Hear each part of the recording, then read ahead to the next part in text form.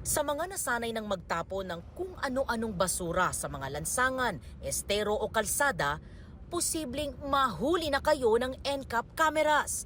Simula kasi ngayong linggo, huhulihin na ng MMDA ang mga lalabag sa anti-littering regulation sa ilalim ng Expanded No Contact Apprehension Policy o NCAP ng gobyerno.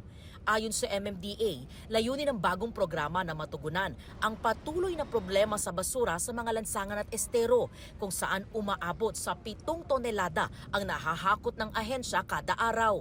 Magiging basihan daw sa paghuli ang mga CCTV cameras na naka-install sa iba't ibang lugar sa Metro Manila.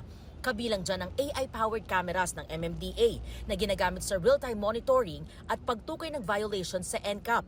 Ayon kay MMDA General Manager Nicolas Torre III, naniniwala ang MMDA na makatutulong ang teknolohiya para sa mas mabilis at patas na pagpapanagot sa violators. Maganda raw ang programang paghuli sa mga nagkakalat, sabi ng street sweeper na si Annaliza. Bilang street sweeper, araw-araw po ako nagwawalis. Ang gusto ko naman yung laging malinis. Okay po yun na, nahuhulihin yung mga nagkakalat. Malaking bagay sa amin sa mga street sweeper na konti na lang, kasi disiplina po ng kailangan po. Kasi para malinis ang buong, Manila. Pabor din ng taho vendor na si Reynaldo na araw-araw nakikita ang mga basura sa lansangan. Araw-araw po ako naglalako, marami pong basura na nakikita sa daan. Huwag po basta-basta magtapon po, baka po tayo mahuli, magmulta.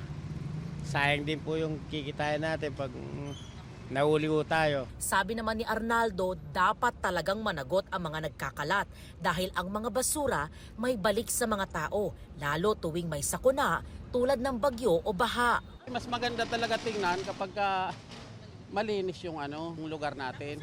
Yun lang talaga kulang sa Pinoy, disiplina. Kasi kami, biktima din kami ng ganyan eh. Tapon nila, pag baha, punta sa amin kahit di naman kami nagtatapo.